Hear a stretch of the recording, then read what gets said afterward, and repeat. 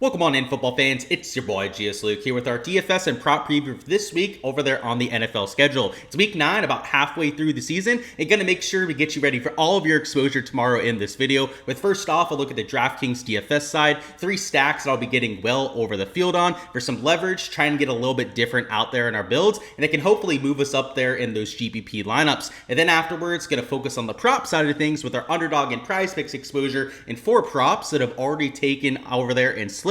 You might want to consider adding to a few pieces of exposure yourself. So by the end, going to be set over there for DFS in your props, and hopefully go out there and have yourselves a Sunday. So let's not waste any time at all. Go ahead and hop right on in. But first off, a look at our top 3 stacks. First off with Jordan Love in the Green Bay Packers. Stack number 1 between the Lions and the Packers is nearly a 50-point game total and has 2 offenses that are both perfectly capable and that are healthy out there on both sides of the ball. So outside of Jameson Williams, who was out due to suspension for the Lions, pretty much all the skill position guys are going to be lacing it up. So I like that in terms of the game environment, high total, 2 teams that are willing dance partners out there. And though Jordan Love's a little expensive, I think that's why he's only about 1.4% owned. I could see one of these 2 quarterbacks getting to 25, 30 fantasy points. So even if he costs you $7 grand at quarterback, if he's scoring you close to 30 fantasy points like I think is possible, that probably won't matter. So whether it's a Jordan Love here or potentially even going down a little bit further to a Jared Goff, who is only $6,500, I think either of these quarterbacks would be a solid spot of leverage for tomorrow, as they're both sub 2% owned and have a ton of options out there for correlation. So if you're going to go out there, stack one of these quarterbacks, you should for sure have at least 1 pass catcher along with them. So you can see on here, in terms of our Jordan Love exposure, I've got guys like Tucker Kraft, Jaden Reed, a Christian Watson, Romeo Doubs as potential stack options, and then maybe even a Josh Jacobs if you're going with a double stack. And then with buybacks, because it is such a high total game, I would probably force in at least 1 buyback. I've got players like a Gibbs and Montgomery, who of course those running backs would be prime candidates for a buyback if Jared Goff isn't getting there himself, and Amon-Ra St. Brown, Sam Laporta, even Khalif Raymond, who will be getting a lot more targets and touches with Jameson Williams out, are all guys you might want to consider out there in that build. And what I like about this game is the low ownership on both of these quarterbacks, but even the skill position guys aren't chalky for the most part. There are a few players that are getting close to like 10% owned, but none of those 15 to 20, 25%ers like you get in some of the other games around Sunday. So I like the ownership in general in this game being average to even below average ownership. And if you're careful about where you're spending your salary and ownership, you can really find some leverage out there in stack number 1. Our second game environment is going to be the Dolphins-Bills game. So another divisional matchup that has an extremely high game total, I should say, of 49.5 points. What I like with Tua is the cheaper price tag than normal. He's returning from injury, as you'd expect, might be a little bit more inefficient the first few starts. You certainly saw that last week in his first start back, but he's $6,200, extremely affordable for the kind of long-term pedigree that he's shown us. And he's got Tyreek Hill on his team, Jalen Waddle, Jonnu Smith, even Devin A-Chain at the running back position is going to be a prime skill position player to go out there and lean on. On the other side of the game, you've got, of course, Josh Allen in his led offense, but there with like Amari Cooper, who's a recent addition. You got Khalil Shakir, Dalton Kincaid you could use as a buyback. There are a ton of options out there with the skill position players here as well. So a high total game, very same kind of concept we had there with game number 1, a little bit higher ownership, so he is there at about 2.2%. But when you compare it to the nearly 8% on Dak, Kirk Cousins is even nearly double the ownership, or the 8.9% we have there on a Geno Smith, you can quickly see where there's some leverage to be had. So I would say that this game environment in general makes a lot of sense out there for fantasy. Unfortunately, you're going to spend a lot of salary to get a Josh Allen, right? He is $7,700. I'm still going to be playing him out there in GPPs just for full transparency, but he's also going to come at slightly higher ownership. So it's just a different situation, right? You're buying him at the top of the price and with some ownership behind him. But if you're willing to accept that, maybe you have leverage, you have some salary flexibility out there at wide receiver or running back, you can probably make it work. out there in your GPP lineup. So I would say if you don't have the salary, you want to get a little bit different. I think Tua's the way to go about it. But if you can make a Josh Allen work, I'm not against that either out there for Sunday. And then the last player we're going to go through here will be a Matthew Stafford in another extremely high total game against the Seahawks. That one is 48.5 points, even 49.5 on a few sports books out there. So these are 3 of the top 4 games when it comes to game total, which is half the reason I want to get over the field on these games, right? They're expected to have quite a bit of scoring, most of them divisional matchups like you have with these 3 in particular, and 3 offenses that are willing dance partners as well. So what I like about Stafford is that he's only about 3.1% owned. Geno Smith on the other side of the game is getting a lot more attention, which I think is partially because of how they started the year. I mean, Geno Smith has been a little bit more productive than what you've seen with Matthew Stafford, but Stafford also hasn't had Cooper Kupp, Puka Nacua for most of this season. So I think to compare them now with those 2 likely back, Kupp's going to play. Nacua, I believe, is expected to play out there on Sunday. With both of those guys back in the fold, Matthew Stafford is going to be producing a lot better than what he has to start this year. So his projection isn't eye-popping at 17 fantasy points, but it would not surprise me at all for him to go out there and have 300 plus passing yards and 2 or 3 touchdowns on top of that. So if you are willing to take the ownership at quarterback, that nearly 9% on Geno, I don't think he's a terrible option either. In fact, he'll probably be in my player pool when it comes to my Sunday exposure. But just like we had with that Josh Allen situation versus a Tua, if you're looking to get different, you're looking to spend a little bit less salary, the guy to go with, in my opinion, would be a Matthew Stafford here. So you've got Kupp, Nacua as potential stack options. You for sure, like the other stacks, want to have at least 1 pass catcher along with this quarterback. And I have most times down here for the buyback. These top 2, I thought it was a little bit more of a priority to go out there and force in a buyback. Most lineups are going to have at least 1 buyback over here from the Seahawks. My favorite probably being Jackson Smith and Jigba. He's got a ton of PPR upside, and because DK Metcalf is out of the lineup, his reception line is at like 5.5 and even money. He's got nearly a 60 receiving yard line.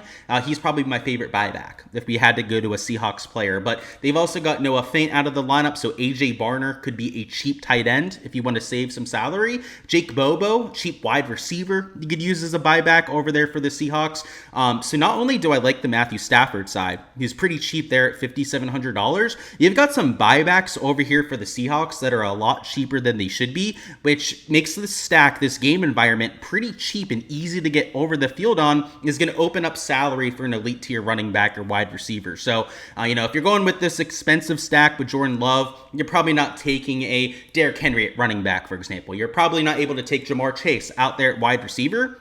And go down here and you're using this Stafford-led lineup, you're going to have that kind of flexibility to work with, or at least you're going to have a better chance to have that kind of flexibility down the line. So I think depending on what you want to do at running back, wide receiver is going to dictate which one of these stacks makes the most sense for you. But what we've got with all 3 games here, and it's why I want to point them out here in the content, are 3 low-owned team stacks. That's huge out there for leverage, but they're in the right type of game environment, right? We're not just going out there and blindly trying to play low-owned offenses. There are plenty of those to choose from, right? A lot that we didn't talk about here in this video. The ones that are especially intriguing, that make really good GPP plays, are the ones that are not only low owned, but that also have that scoring upside. So always make sure you're trying to go out there, get over the field in the right game environments. And I think these are 3 perfect examples of that out there for Sunday. For all the content you see on my spreadsheets, completely uncensored without anything blacked out, make sure to check out my Patreon page. There's a link down in the description of the video to go out there and join that. You can get access to all my projections as they change before lock, as well as my player pool, my stack info that you can see on that spreadsheet, as well as all the projections for running back, wide receiver, tight end, defense. So if you've been wondering where all the content I have is posted, that would be over there on my Patreon page. Link in the description to go out there and join. The DFS tier, best part about it is it's only $15 a month. It gives you access to all the main slate sheets that I'm posting on here that you see throughout my content, and of course all the showdown content as well. So whether that's Monday Night Football, Thursday night, Sunday Night Football, I'll cover all of those for my Patreon members, as well as all the other island slates that we have there too. So make sure to check it out for all that behind the scenes info. We also have a prop tier on there too, which, speaking of, it's time to talk about some props over there on Underdog and Prize Picks. The first site on the menu is going to be Underdog Fantasy for tomorrow. So first prop going to be Gardner Minshew over on 0.5 interceptions, which is minus 120 to minus 135 for its over on books. And he's thrown an interception in all but 2 of his starts this year, so 5 of 7 right there. And the Bengals have forced 6 interceptions in 8 games. So they've got 2 trends converging on one each other right there. And on top of that is 7-point underdogs over there with the Raiders. So we expect them to have to pass the ball a little bit more than usual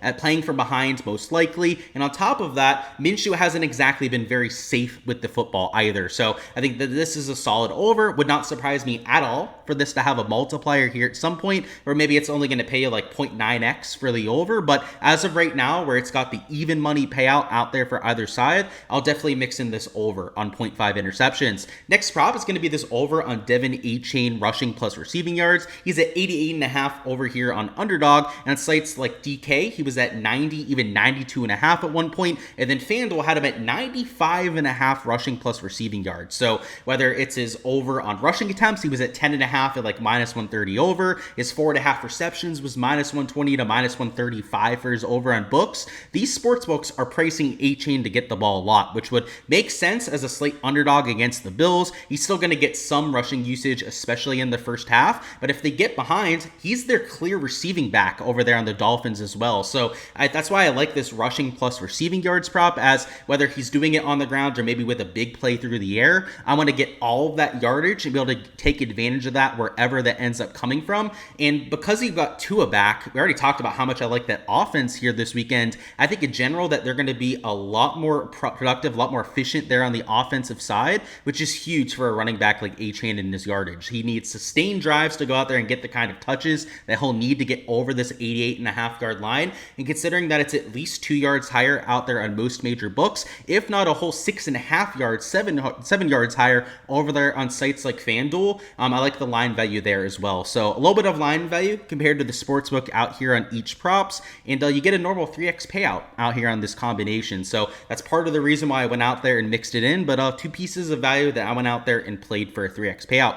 And then over here on Prize Picks, we've got 2 overs as well. So first off, we'll go through this Jared Goff prop, who I've got at 218.5 yards. He's at 222.5 yards on most sports books out there. So a 4-yard difference isn't massive for a passing yard prop like this, but it's a solid matchup as well. The Packers have let up over 235 passing yards per game this year, so they're averaging well over this kind of line. And you've got an offense that has been very efficient over there with the Lions, and one of the highest total games of the entire week. So though the Lions are favored, it is a relatively close spread between them and the Packers. So I would expect this game to be closely competitive for most, if not all of the game. And at 218.5 yards, that's a line that he's been covering rather regularly over here on the schedule. Is something that I'll mix in. So I've got that, and then over on JSN yards as well. So he's at 56.5 over here on Prize Picks. On a lot of books, he's at 57.5, even 58.5 like he is over there on Draftkings. Without a DK Metcalf in the mix, his reception line, by the way, is at 5.5. So let me actually just bring that up for you guys.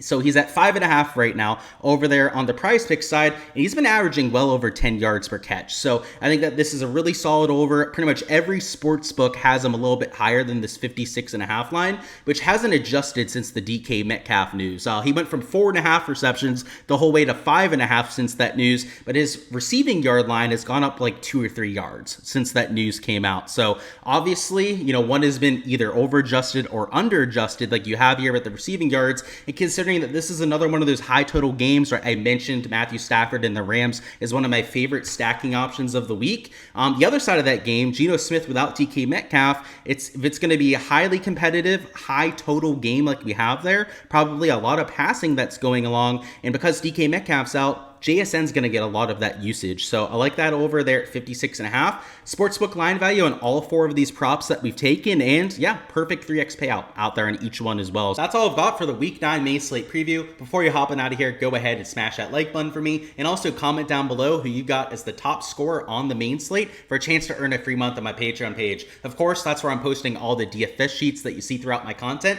and all the different prop slips I'm entering as well. So if you want to see everything that I'm going with there on Underdog Underdog and Prize Picks. Make sure to check out the Patreon page for that. But for a free chance to earn a month of that, go ahead and give me your top scorer. If you can give me that top scorer and their score within 2 fantasy points, then you will win a free month of my Patreon page. So go ahead, give me your best guess down below, and may you guys have the best luck out there for your Sunday exposure, whether it's in GPPs or over there on the prop side. Hopefully you can make it one that's well into the profit and can have ourselves an enjoyable Sunday.